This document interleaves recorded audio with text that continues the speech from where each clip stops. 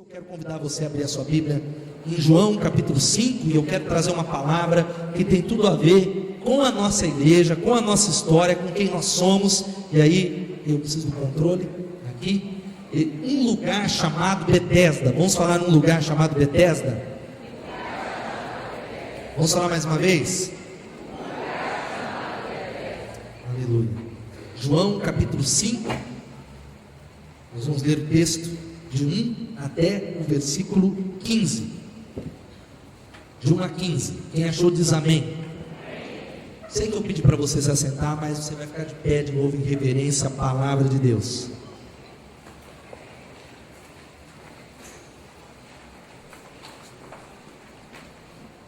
Esdras vai contando que quando o avivamento começou no povo de Israel, a palavra de Deus, enquanto era lida, durante 2 horas a Bíblia era lida e o povo chorava.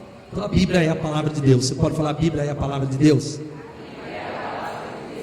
Às vezes você não chora na palavra, você chora de não estou entendendo esse texto. Então, enquanto lemos a palavra, eu queria pedir que cessasse toda a movimentação. Enquanto durante toda a palavra você pode segurar 35 minutos sem precisar tomar uma água. Você não vai morrer, querido. Para que Deus mova, para que Deus fale, para que o culto seja uma bênção. É uma bênção, mas em nome de Jesus nós vamos ler a palavra de Deus. Se você achou, diz amém. Ou divide a palavra com alguém, diz assim: algum tempo depois, Jesus subiu a Jerusalém para uma festa dos judeus. Há em Jerusalém, perto da porta das ovelhas, um tanque que em aramaico é chamado Betesda, tendo 5 entradas em volta. Ali costumava ficar grande número de pessoas doentes, inválidas, cegos, mancos, paralíticos. Eles esperavam o movimento nas águas. De vez em quando descia um anjo do Senhor e agitava as águas. O primeiro que entrasse no tanque, depois de agitadas as águas, era curado de qualquer doença que tivesse. Um dos que estavam ali era paralítico, fazia 38 anos. Quando viu deitado e soube que ele vivia naquele estado durante tanto tempo, Jesus lhe perguntou: você quer ser curado? Disse o paralítico: Senhor, eu não tenho ninguém que me ajude a entrar no tanque quando a água é agitada. Enquanto eu estou tentando entrar, outro chega antes de mim. Então Jesus lhe disse: levante-se, pegue a sua maca e ande. Imediatamente o homem ficou curado, pegou a maca e começou a andar. Isso aconteceu num sábado, e por essa razão os judeus disseram ao homem que havia sido curado: hoje é sábado, não lhe é permitido carregar a maca. Mas ele respondeu: o homem que me curou me disse: pegue a sua maca e ande. Então lhe perguntaram: quem é esse homem que lhe mandou pegar a maca e andar? O homem que fora curado não tinha ideia de quem era ele, pois Jesus havia desaparecido no meio da multidão. Mais tarde Jesus o encontrou no templo e lhe disse: olhe, você está curado, não volte a pecar, para que algo pior não lhe aconteça. O homem foi contar aos judeus que fora Jesus quem o tinha curado. Amém? Em Jerusalém, perto da porta das ovelhas, um tanque que em aramaico é chamado Betesda. Olhe mais uma vez e peça para Deus falar com você, e Ele vai falar, porque Ele ouve a oração em nome de Jesus. Diga: Deus, fala comigo. Talvez você não está muito animado, você está desanimado, há circunstância, mas quando a gente pede a Deus para falar conosco, Ele fala. Ele não despreza um coração contrito e quebrantado. Ele não desprezará, diz a palavra de Deus. Então não importa como é que você sente, o que importa é você dizer: Deus, eu preciso ouvir a tua voz. Quantas vezes, vai orando enquanto eu vou falando, você vai ouvindo e orando. Quantas vezes nós chegamos no local de culto, eu já passei isso na minha vida, situações de desânimo, de esfriamento, e eu fui para algum lugar, para algum congresso, para um culto, dizendo: Deus, preciso muito do Senhor, e Deus renovou a minha vida, porque eu fiz essa oração de dependência. E você vai orar e dizer: Deus, eu abro meu coração, Senhor, em nome de Jesus. Pai, tememos e trememos diante da tua palavra, e nós estamos nesse lugar chamado Betesda. A nossa igreja é casa da cura, casa da misericórdia divina, e nós acreditamos que, como foi em João capítulo 5, Jesus está aqui, e nós pedimos: fala conosco, Senhor. Pai, nós precisamos do Senhor como nunca, como igreja, como liderança, como célula. Nós precisamos de Ti. Nos visita, Senhor, é o que nós oramos. Ó Deus, repreende toda obra maligna, todo intento do diabo de bloquear a nossa mente, de travar o nosso coração, de trazer um desassossego. Eu rejeito em nome de Jesus e clamo a Ti: glorifica o Teu nome, edifica a Tua igreja, em nome de Jesus. Amém e amém. Pode se assentar. Havia um lugar em que milagres estavam acontecendo, ou se esperava que naquele tanque que era chamado de Betesda, vidas fossem transformadas. A palavra de Deus vai contando que Jesus, ele vai para uma festa em Jerusalém, e de repente ele deixa de comemorar e vai para aquele local, para aquele tanque que é chamado de Betesda. É um nome interessante que é familiar a todos nós, e a Bíblia vai dizendo que Betesda vem dessa palavra Bet-esdá, que quer dizer lugar do derramamento, casa, lugar da misericórdia, casa da cura, lugar da ajuda divina. É isso que quer dizer Betesda. Espalhou-se naquela época em que Betesda aconteceu milagres. Naquele tanque havia milagres. Então muitas pessoas, a Bíblia diz, uma outra versão, que centenas e centenas de pessoas iam para lá para receber a cura. Algumas pessoas ficavam deitadas, todo tipo de gente, todo tipo de doença, todo tipo de enfermidade, e havia pessoas que ali estavam esperando o movimento das águas, que não acontecia sempre, vez ou outra. Algumas traduções, alguns teólogos dizem que isso era uma superstição do povo, que aquela água se mexia, e muitos estavam ali esperando que o anjo do Senhor tocasse naquelas águas de Betesda, e muitas pessoas eram curadas, mas não eram todas, havia apenas algumas. Aqueles que conseguiam chegar na frente, aqueles que chegavam primeiro, eram curados, eram tocados, e havia muitas pessoas ali, talvez esperando esse movimento que talvez não viesse. Gente que estava no culto, que estava em Betesda, talvez esperando esse anjo que nós não sabíamos a hora que viria ou que não viria, esperando algo que talvez não veio, que talvez não viesse. E a proposta de Jesus é uma só. Eu quero falar de duas coisas. Primeiro, Betesda é o lugar de cura, mas segundo, Deus quer que nós sejamos esse local, esse espaço de misericórdia divina. Você pode dizer amém? A proposta de Jesus é que a igreja seja esse lugar, seja esse espaço onde as pessoas sejam curadas. E quem é a igreja? Quem é a igreja? Quem? Eu sou a igreja. Diga, eu sou a igreja.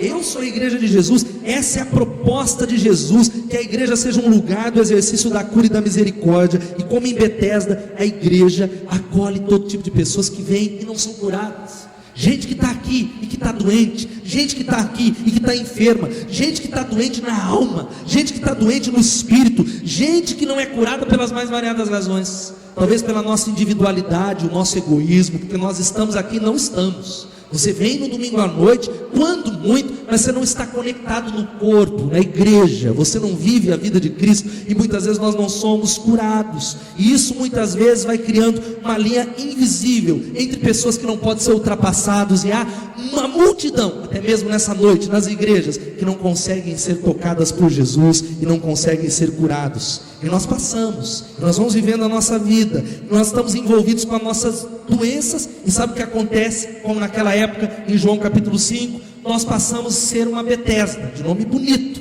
de nome interessante, de um significado muito lindo. Você concorda que esse significado é lindo, Betesda? Diga amém. Um significado poderoso, espiritual, mas onde pessoas não são tocadas, onde há superstições de que talvez, pastor, pessoas são curadas nessa igreja. Talvez, quem sabe, eu venho para o culto para ver o que vai dar. Quem sabe há um movimento nas águas. Quem sabe eu seja tocado pelo poder do Espírito Santo. Mas muitas vezes só algumas pessoas são tocadas.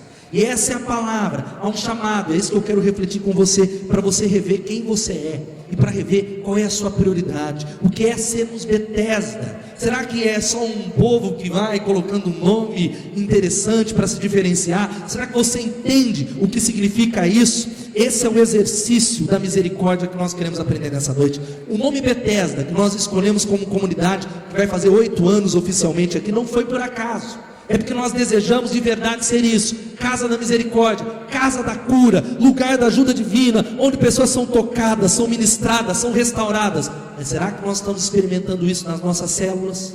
Será que experimentamos cura na alma, cura no espírito? Eu tenho convicção que para que nós possamos ser de verdade Betesda, nós precisamos fazer algumas coisas. E Betesda não é a liderança, Betesda é você. Você precisa ser casa da cura, você precisa ser instrumento de Deus, para que as pessoas que estão ao seu redor sejam curadas, porque não há tragédia maior. Você é crente em Jesus, e você muitas vezes não faz diferença. Sua família continua doente, continua esmagado, porque você é tão doente quanto eles. Você talvez tenha uma esperança, tenha um remédio, conhece o nome de Jesus, mas não experimentam os benefícios e a vitória de Jesus. Eu quero deixar alguns conselhos. Como é? O que nós precisamos fazer para sermos Betesda? Nós precisamos fazer algumas coisas nessa noite. A primeira coisa que eu queria que você guardasse é essa que vai aparecer aí na tela. Nós precisamos ter consciência do nosso papel de agentes, distribuidores da misericórdia de Deus. Nós precisamos ter uma consciência, e é uma palavra para você em nome de Jesus. Você pode dizer amém? Você não pode, se você é crente em Jesus, se você é um evangélico, se você é um discípulo, você não pode fazer como muitas pessoas que estão pulando de galho em galho.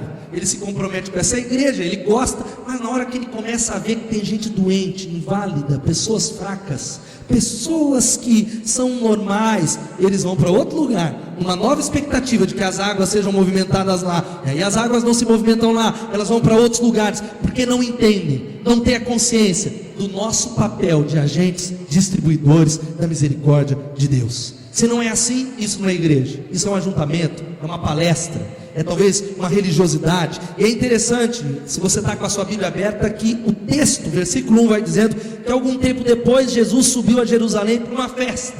Jesus vai para uma festa, e eu tenho convicção que muita gente, talvez tem muita gente que não veio para o culto porque foi para uma festa nesse domingo. Talvez, olha, há uma festa lá, eles trocaram o culto pela festa, e Jesus é convidado para uma festa, mas de repente ele fala para os discípulos: deixa a festa lá, nós vamos para Betesda, nós vamos para aquele lugar. E a Bíblia vai falando no versículo 2, que há em Jerusalém, perto da porta das ovelhas, um tanque que em aramaico é chamado Betesda, e presta atenção, versículo 3, continua com a sua Bíblia aberta. Ali costumava ficar grande número de pessoas doentes, inválidas, cegos, mancos, paralíticos. Será que era um lugar agradável para se estar? Será que é um lugar que nós gostaríamos de estar? Será que a festa não era um lugar melhor? E é interessante que o convite de Jesus é o mesmo para mim e para você. Vamos para Betesda, vamos para Betesda, deixa a festa lá, deixa os seus afazeres e vamos para Betesda. E talvez a palavra é essa, a questão é que nós não queremos ir para Betesda.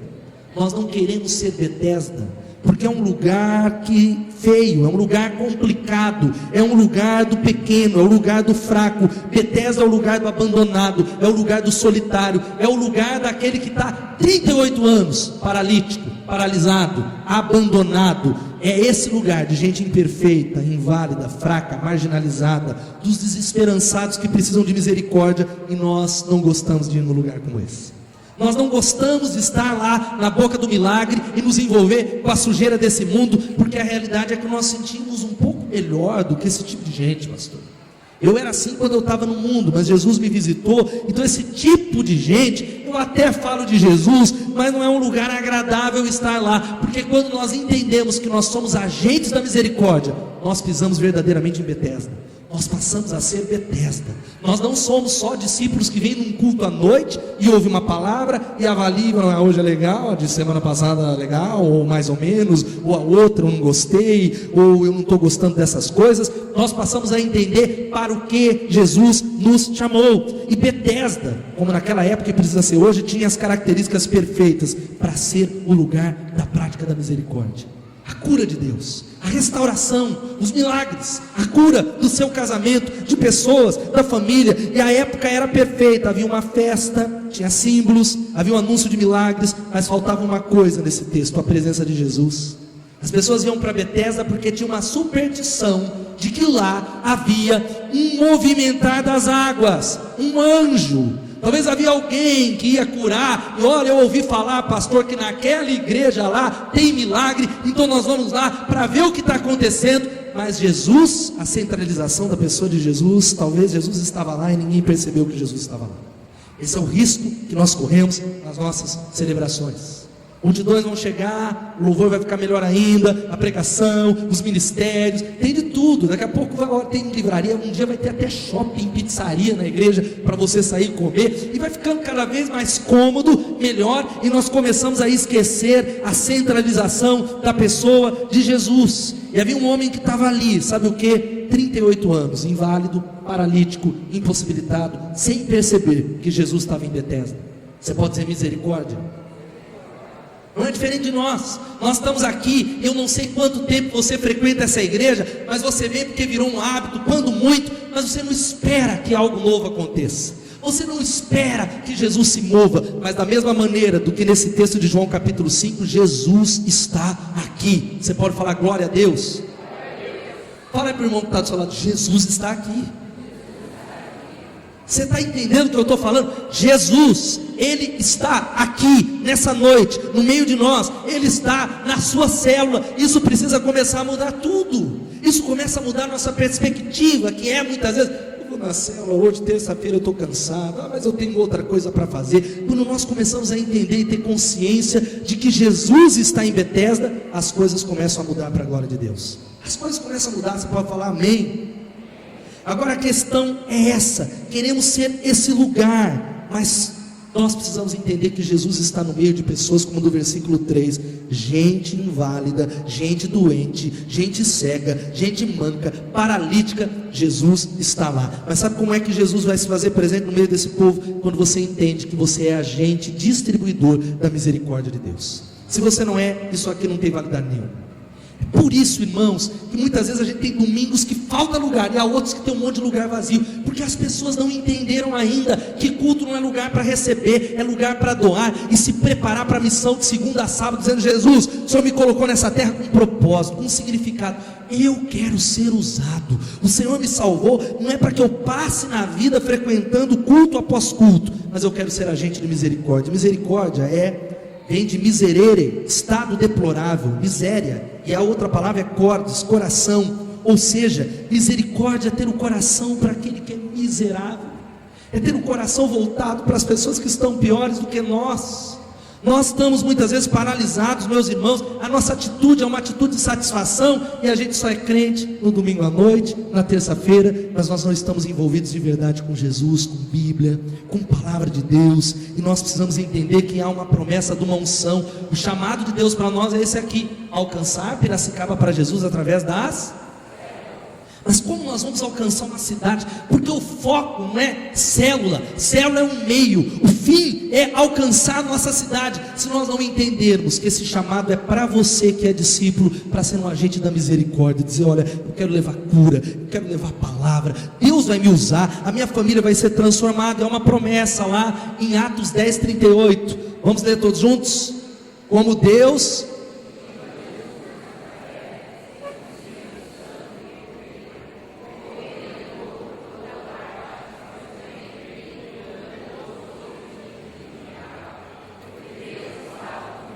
Você entendeu o que a palavra está falando? Como Deus ungiu a Jesus de Nazaré com o Espírito Santo e poder, e como Ele andou por toda parte, fazendo bem, curando todos os oprimidos do diabo, porque Deus é com você, meu irmão, diga amém. Deus é com você. Você acredita que Deus está em você? Então Deus está nos levantando nessa noite para entender que o mesmo ministério de Jesus, Ele nos unge com o Espírito Santo, e se você é salvo, o Espírito Santo habita em você, diga glória a Deus. Nós precisamos fazer o que? Andar por toda parte, fazendo bem e curando os oprimidos do diabo, onde quer que nós estejamos. Isso precisa acontecer. Deus deseja que isso aconteça, porque Jesus, Ele coloca os pobres, cegos e aleijados como prioridade do ministério dEle. E se é prioridade no ministério de Jesus, é prioridade no seu. Se não é prioridade no seu, você está equivocado. Se você, o meu ministério, pastor, é cuidar de crianças ali no Betesda, meu ministério é o louvor, o meu ministério é o site da igreja, o meu ministério é filmagem, o meu ministério é, sei lá, eu gosto de trabalhar lá, sabe, eu gosto de trabalhar com prostituta, ou morador de rua, e vira um fim em si mesmo, e você não entende essa realidade da palavra de Deus. A prioridade de Jesus é essa, o texto que não está aí, mas de Lucas 4, que ele diz que o Espírito do Senhor está sobre mim, porque Ele me ungiu para pregar as boas novas aos pobres, Ele me enviou para proclamar liberdade aos presos, e recuperação da vista aos cegos, para libertar os oprimidos, e proclamar o ano da graça do Senhor. Aplauda o Senhor, aleluia. Você pode ser usado por Deus, meu irmão, em nome de Jesus. Se há uma coisa que o diabo quer, que você entre derrotado nesse culto, viva a sua vida cristã derrotada, que você acredite que você está derrotado, que o seu casamento está acabando, que você não pode ministrar, que você não tem condições, e você passa a andar e viver pelas suas potencialidades, e viver pelo que você vê, e não tomando posse da autoridade que há no nome de Jesus. Você pode dizer amém? Há uma autoridade. Quantos são discípulos de Jesus? Levantem as mãos. Ele deu autoridade para você. Eis aí eu vos dei autoridade para pisar serpentes e escorpiões. Ele deu autoridade para você, a autoridade do nome de Jesus. E é por isso que nós precisamos ser igrejas, queridos, igreja de Jesus. Nós precisamos pedir essa unção, aproveitar as oportunidades. Mas sabe qual é a verdade? Como eu falei, você acha que o diabo ele quer que isso aqui aconteça? Você acredita que o diabo quer que isso aqui aconteça? Quem acha que ele vai deixar barato? É por isso que acontece um monte de coisa na célula, na sua vida. É por isso que ele bombardeia a comunhão da igreja. Ele faz com que pessoas digam: não está muito legal isso, e vai embora, porque ele não quer que isso aconteça. Ele é o maior interessado em destruir a sua família, e o diabo não quer que você avance. Às vezes fala: não, pastor, é eu que fiz a opção, eu quero viver uma vida cuidando da minha família, eu quero cuidar das minhas coisas, e o inferno vai festejando essa atitude que não tem a ver com a palavra de Deus, porque ele sabe que enquanto você vive, você precisa entender que aqui nessa terra, você é um peregrino. Diga para quem está do seu lado: você é um peregrino. Sabe o que isso quer dizer? Que nós estamos nessa terra de passagem. Diga amém.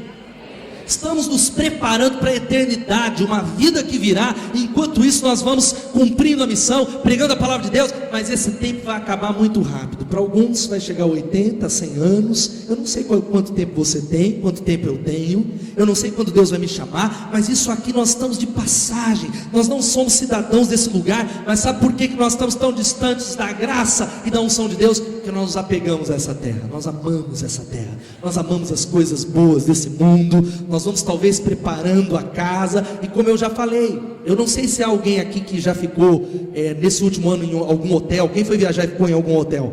Ficou já? Quem foi? Já? Quem já ficou em algum hotel alguma vez na vida? Levanta a mão. Já ficou hospedado? Eu duvido que você, nessa sua passagem por esse hotel, você chegou lá, ligou na recepção e falou assim: olha, eu queria que chegasse alguém aqui, eu vou passar meu cartão de crédito, vou trocar tudo, vou colocar TV de 60 polegadas, eu vou trocar essa mobília, eu vou colocar tudo. Por que você não fez isso? Porque ali não é a sua casa, você está ali de passagem, você não poderia fazer isso. E muitas vezes é o que nós fazemos nessa terra, não entendemos que nós estamos de passagem. E toda vez que você dá um passo para trás no reino de Deus, o inferno comemora. O reino de Deus não avança. Quando você deixa de liderar no reino de Deus, diz: olha, está muito pesado, e você dá um passo para trás, o reino não avança. Pessoas não entram no reino dos céus, pessoas continuam cativas por Satanás. Talvez você ache que é só uma questão de opção, é minha, mas a verdade é que nós precisamos guardar isso aqui. Nós precisamos ter consciência do nosso papel de agentes, distribuidores da graça, da misericórdia, dizendo: o reino de Deus chegou. Você pode falar glória a Deus? Deus vai usar você, querido. Segunda coisa é essa aqui, que vai aparecer na tela. Nós precisamos aprender a exercitar a sensibilidade para descobrir as reais necessidades das pessoas. Quais são as necessidades das pessoas que você trabalha, dos seus familiares, dos seus vizinhos? Quais são as necessidades delas? E a minha pergunta é: quais são as suas necessidades, querido? Quais são? Pastor, a minha necessidade é essa, é aquela. Mas a Bíblia vai contando nesse texto que nós estamos lendo, que um dos que estavam ali era paralítico, fazia 38 anos. Você já parou para pensar? Ele era paralítico no lugar onde parecia que havia milagres. 38 anos, segurando seu leito, paralisado, enfermo, amarrado, talvez com uma pseudo esperança de que talvez ele pudesse ser curado. Mas nós precisamos ter sensibilidade para descobrir qual é a necessidade das pessoas que estão ao nosso redor. Agora nós não somos sensíveis, nós somos insensíveis, nós olhamos para o nosso umbigo. E a verdade é que Jesus, veja só, acompanhe a Bíblia, o versículo 6, quando viu deitado e soube que ele vivia naquele estado durante tanto tempo, Jesus lhe perguntou: você quer ser curado?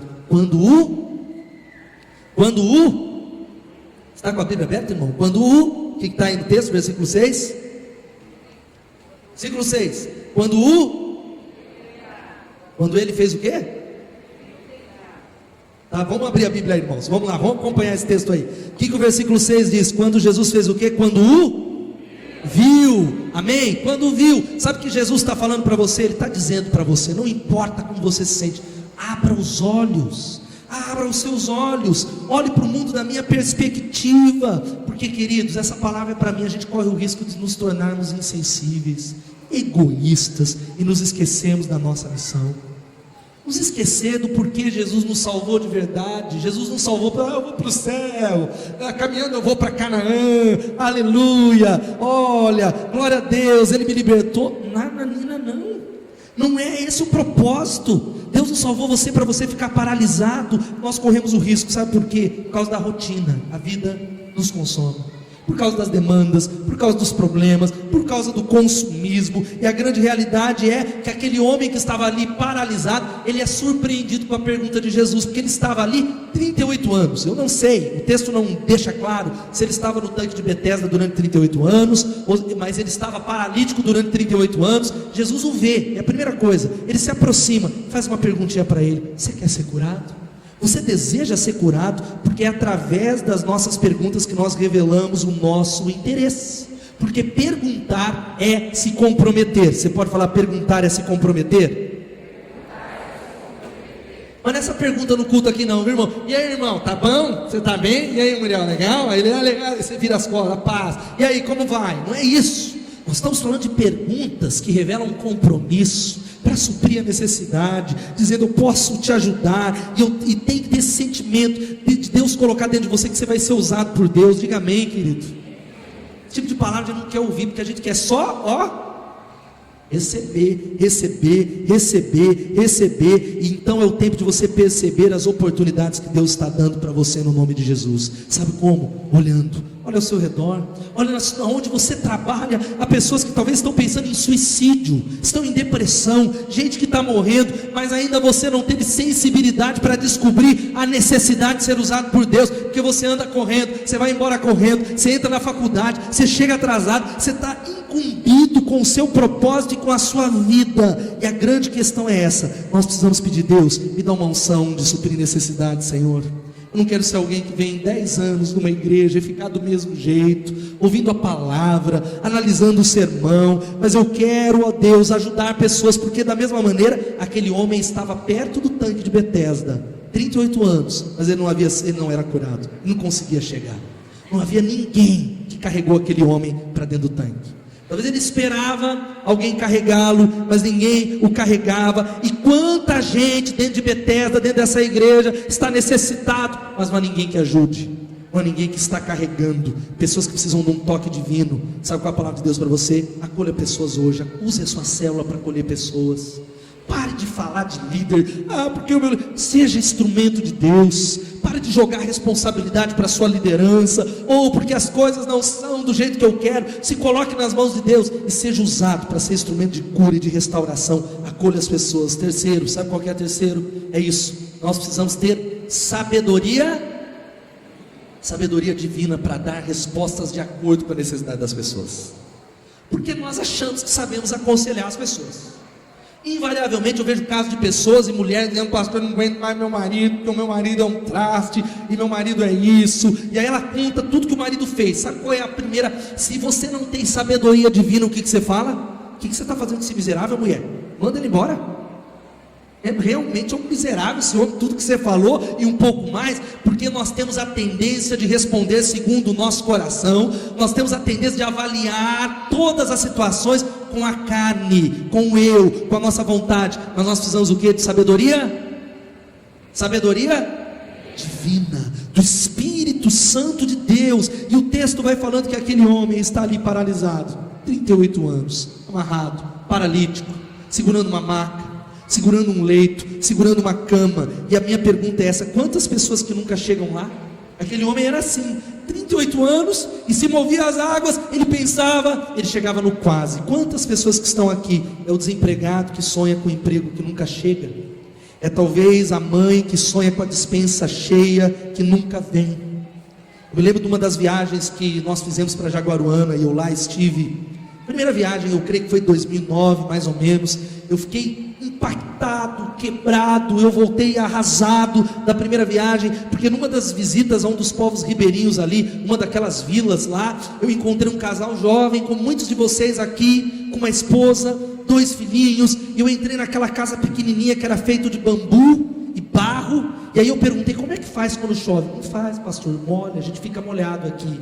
E aí eu perguntei, e aí eu vi um fogo aceso no lado de trás da casa deles, e tinha uma lareira, e eu pensei que tinha comida naquela casa. Eu perguntei, vocês têm comida para comer? E quando eu fui lá naquele fogão, havia só uma batata. Isso era a nossa comida para hoje, uma batata, é o quase, gente que quase chega lá. E sabe qual que é a realidade, meus queridos irmãos? A gente vai se acostumando a uma vida de derrota. Você vai se acostumando a viver a sua vida exatamente como você está vivendo há 38 anos, há 30 anos, há 20 anos. Sou crente, pastor, vou na célula terça-feira, está bem, tem gente que está pior. Então nós vamos nos acostumando. E a pergunta que Jesus faz para ele, no versículo 6 é: você quer ser curado? Pergunta aí para quem está do seu lado, você quer ser curado? Jesus é engraçado, né? Jesus é muito engraçado, e Jesus nos surpreende com perguntas que parecem piada. Aí talvez eu fale: não, Jesus, eu estou aqui tomando um sol aqui no tanque de Betesda.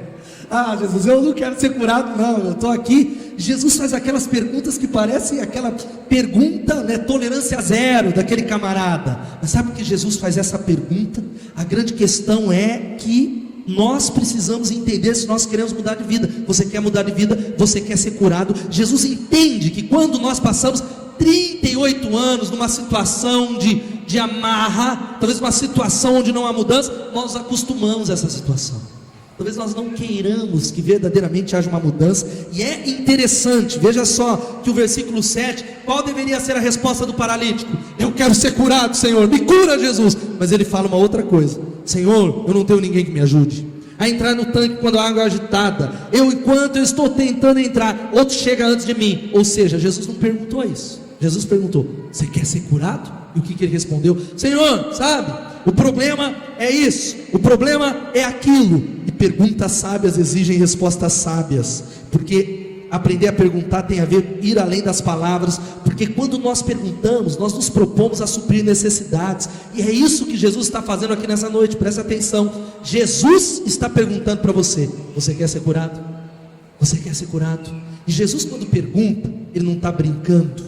Jesus, quando pergunta, ele quer curar. Mas muitas vezes nós não somos transparentes, como esse rapaz do capítulo 5.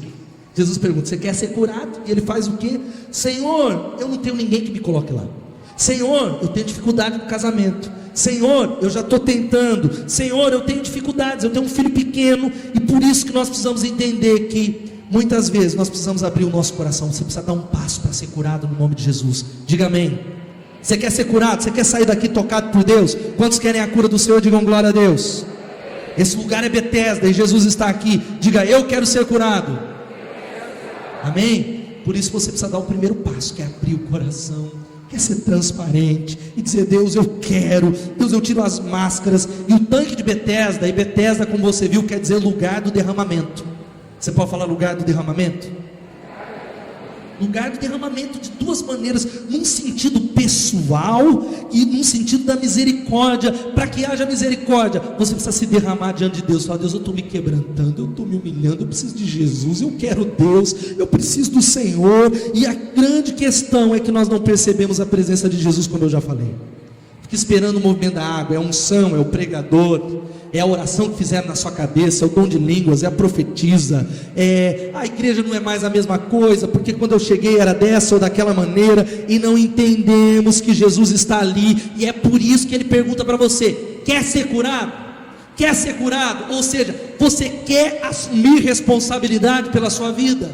Você deseja olhar no espelho? Porque nós vamos convivendo com vícios, com dificuldades, e é muito mais fácil jogar a culpa no marido que é alcoólatra, jogar a culpa num filho adolescente que é rebelde, jogar a culpa na liderança, do que assumir responsabilidade e falar: Deus, eu quero ser curado, eu vou começar a viver uma nova vida. Eu não sei como é viver sem estar nessa maca, sem receber esmola, sem ser sustentado. Eu vou ter que encarar a vida, eu vou ter que encarar a responsabilidade. E Jesus, ele olha para cada um de nós, perdidos dentro da nossa história. E olha só o que Jesus vai falando. Se você está com a Bíblia aberta, o versículo 8, Jesus, depois que ele falou tudo aquilo ali, mesmo escondendo, Jesus lhe disse: levante-se, toma o seu leito e anda em nome de Jesus. Você pode falar amém? Essa é a mesma palavra que Jesus está fazendo para você, querido. Levanta, toma o seu leito e anda. Levanta, toma a sua maca, fique de pé. O que é que te paralisa nessa noite? Jesus está perguntando: o que é que está te paralisando? Ele estava paralítico há 38 anos. Qual é o empecilho? Qual é a maca? Qual é o leito? É a dureza de coração? É o coração que não busca Deus, que não espera nada de Deus? É o coração orgulhoso? É o coração invejoso? É talvez a falta de perdão? É talvez a falta de disposição? Jesus tem uma palavra para você, sabe qual é? Levanta, toma o teu leito e anda em nome de Jesus. Você pode falar amém? Fala para o irmão que está do seu lado: levanta e anda, meu irmão.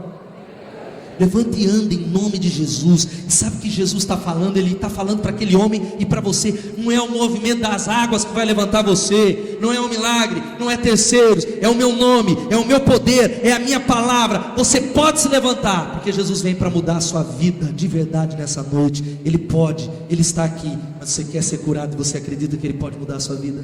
Você acredita, meu irmão, de verdade? A gente faz orações que não acreditamos. A gente vai convivendo, e esse é o nosso chamado como igreja. Sabe qual que é o nosso chamado como igreja? Olha aqui para mim: é anunciar para as pessoas, nos 4 cantos onde nós estivermos. Sabe qual é a mensagem que você vai amanhã anunciar? Levanta, toma o teu leito e anda em nome de Jesus. O leito, que é aquela cama, é aquilo que nos paralisa, é aquele anexo, é aquilo que está segurando. Deus está chamando você, como igreja de Jesus, a anunciar em todos os lugares dessa cidade, através da sua célula, do seu casamento. Levanta, toma o seu leito e anda, em nome de Jesus, e milagres vão começar a acontecer. Aplauda o Senhor por essa palavra, aleluia. Toma o teu leito, porque você é mensageiro dessa palavra. Porque se você não proclamar e não falar isso, sabe o que vai acontecer? O paralítico vai continuar lá.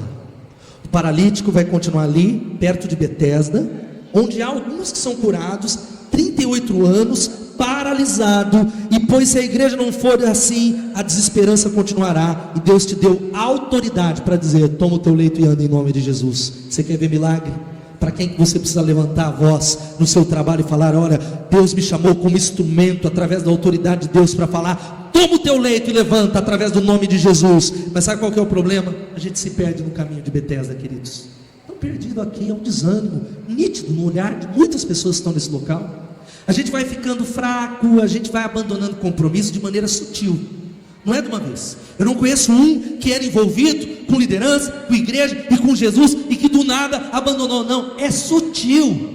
É um compromisso, um tempinho de oração ali, é uma reunião a menos ali, um culto que eu já não vou mais, eu abandono os meus compromissos, e o nosso coração começa a ficar duro, ele começa a ficar gelado, a nossa fé vai morrendo aos poucos como um câncer, e muitas vezes nós perdemos a direção, nós perdemos o caminho, nós perdemos a paixão, e nós não estamos mais andando com Jesus. Jesus ficou lá atrás, e nós ainda continuamos achando que está tudo bem.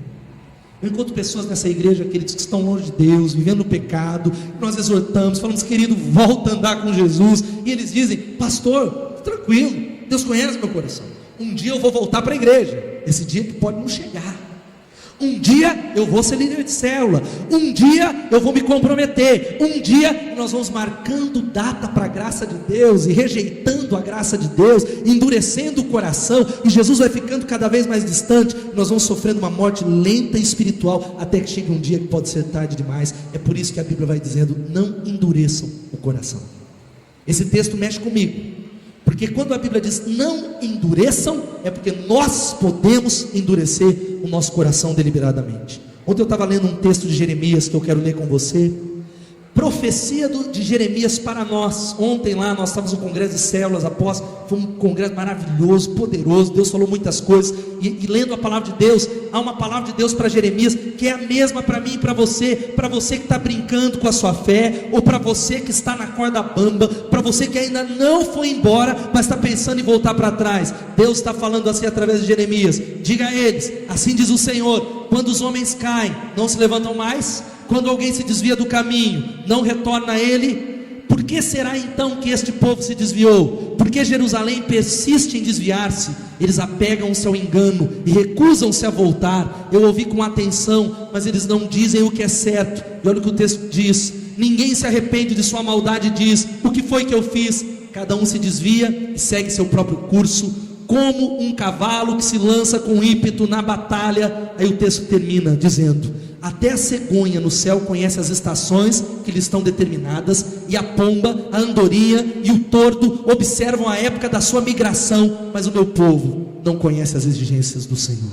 O meu povo não entende as exigências do Senhor. O meu povo está brincando com Deus. O meu povo está brincando de ser evangélico, está brincando de ser crente, achando que a graça de Deus é uma graça barata, e talvez não está se arrependendo diariamente, dizendo: Deus, eu preciso de Ti. Sabe qual que é o quarto conselho? É esse: entender que atrairemos resistência dos de dentro. Essa é a quarta coisa. Se você quer ser de verdade Betesda, e essa igreja precisa ser Betesda na essência da palavra, você precisa entender que vai ter resistência, não é nos de fora, é os de dentro. Não é lá fora, é os próximos. Não é o cara que não conhece, é aquele que é crente, é a sua família. E o texto vai falando que após esse camarada ser curado, olha o que o texto diz: imediatamente o homem ficou curado, pegou a maca, começou a andar. E isso aconteceu num sábado. Os judeus, aí o texto vai dizendo: e por essa razão os judeus disseram ao homem que havia sido curado. Ao invés de celebrar a cura, o que eles prestam atenção? Eles dizem: hoje é sábado e não é permitido carregar a maca. Sabe qual que é a palavra que vai falando aqui? Que a religião é um grande empecilho.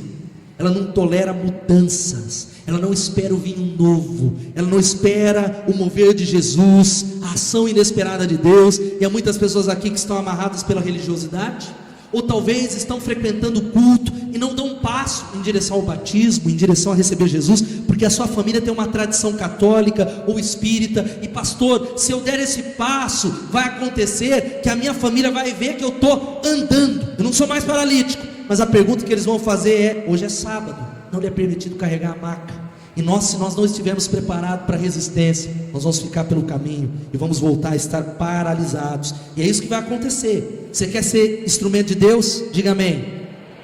Vai ter resistência das pessoas próximas de você. É a família que não vai entender o seu envolvimento com a igreja. É talvez as pessoas que vão dizer: é fanático, deixa quieto, é uma festa de aniversário, é domingão, você tem que ir na igreja todo domingo, Deus está em todo lugar. E aí você fala: é verdade, Deus está em todo lugar.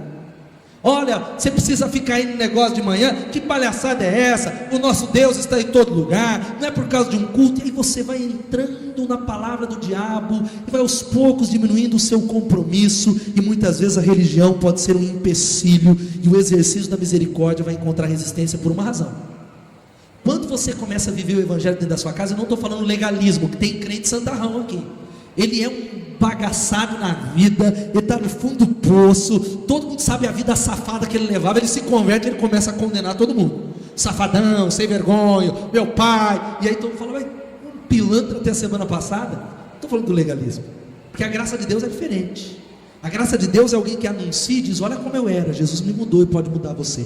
Mas eu estou falando que quando nós começamos a andar com Deus, a sua misericórdia denuncia a dureza dos demais. Quando você é alguém cheio de Deus, quando você busca Deus e a mudança, isso é uma denúncia para aqueles que estão vivendo uma vida de acomodação, que vão começar a falar: nossa, você mudou, hein? Nossa, não sai mais com a gente. Nossa, mas só fica em oração.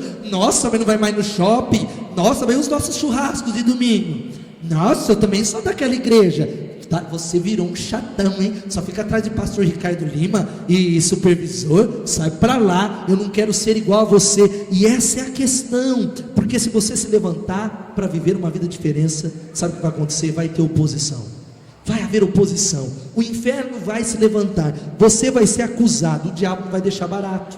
Ele pode começar a levar você a achar que você está um pouco fanático demais com Jesus, e está na hora de tirar o pé do acelerador. Porque vamos com calma. Olha aqui, parênteses: quantos vieram do mundo e receberam Jesus aqui há 1 a 2 anos? Levanta a mão, levanta a mão. Você, quando estava no mundo, meu irmão, você virava doidão a balada, você saía com todo mundo, virava o final de semana, você era maluco, ia 1, 2, 3 baladas. Você recebeu Jesus, você não veio numa vigília de oração. Tem que acordar cedo para trabalhar, pastor. Você deixou a loucura para o diabo e para Jesus. E cadê o Du? O Du está aqui, eu vi ele entrando, Eduardo Chumoski, né? Du, para a glória de Deus. Mas nós estávamos no Adrenalina, e eu me lembro que num dos dias eu perguntei para ele ia trabalhar no dia seguinte, vou usar o seu testemunho aqui. E aí eu falei: Du, o que você está fazendo aqui, cara? Vai acordar amanhã 5 horas da manhã, está aqui ainda, tem que trabalhar. Olha eu sendo usado pelo diabo para disuadir o irmão. E aí ele me falou uma coisa que me marcou, meu irmão: Pastor, quando eu estava no mundo, eu cansei de fazer isso, não era uma nem duas, virava as madrugadas, final de semana inteiro, sem dormir, ia trabalhar. E por que agora que eu tenho Jesus, eu não vou fazer isso para Ele? A Ele a honra, a Ele a glória, a Ele todo louvor. Você pode dizer amém? Quando você tem dado para Jesus, haverá resistência.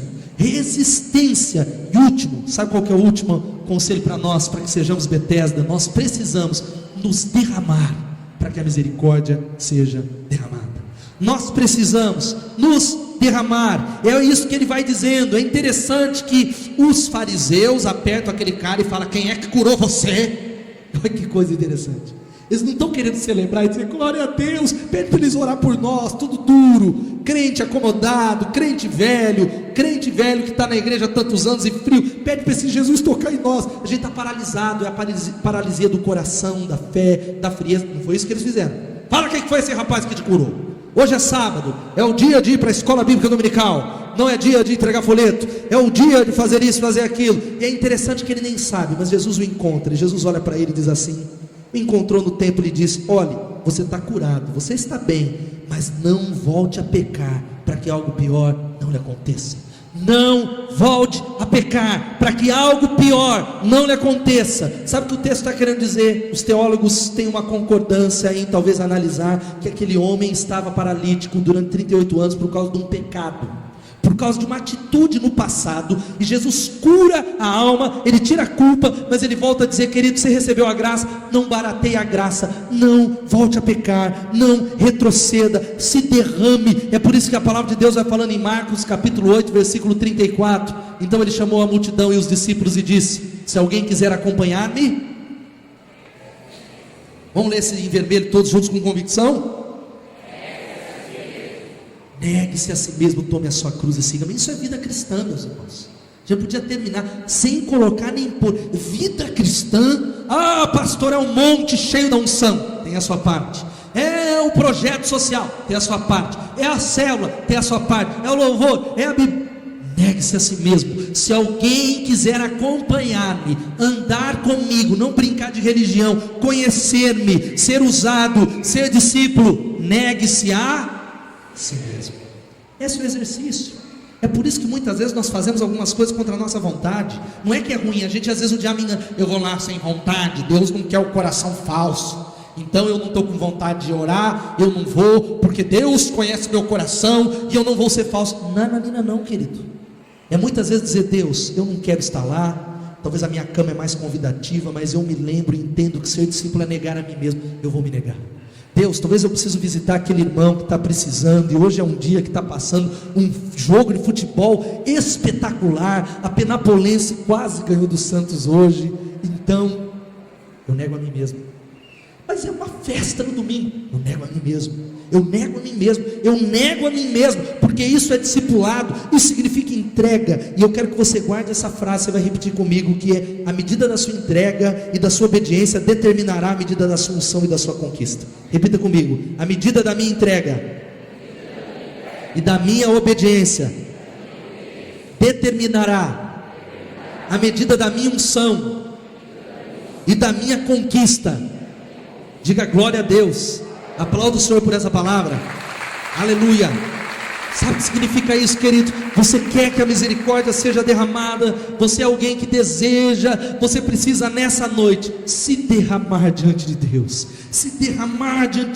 para que Ele flua através da sua vida. Sua célula não está indo bem, sua família não está indo bem, seu casamento não está indo bem. Sabe o que você precisa fazer? Se derramar diante de Deus e dizer: Deus tenha misericórdia de mim, Deus tenha misericórdia de mim. Se derramar em favor dos outros. Não há ministério de sucesso sem sacrifício, não há célula que alcança a pessoa sem sacrifício, não há plenitude sem entrega completa. Mas sabe qual é o nosso problema? Enquanto o Everton vai chegando aqui, nós não nos envolvemos por inteiro, como eu já falei anteriormente.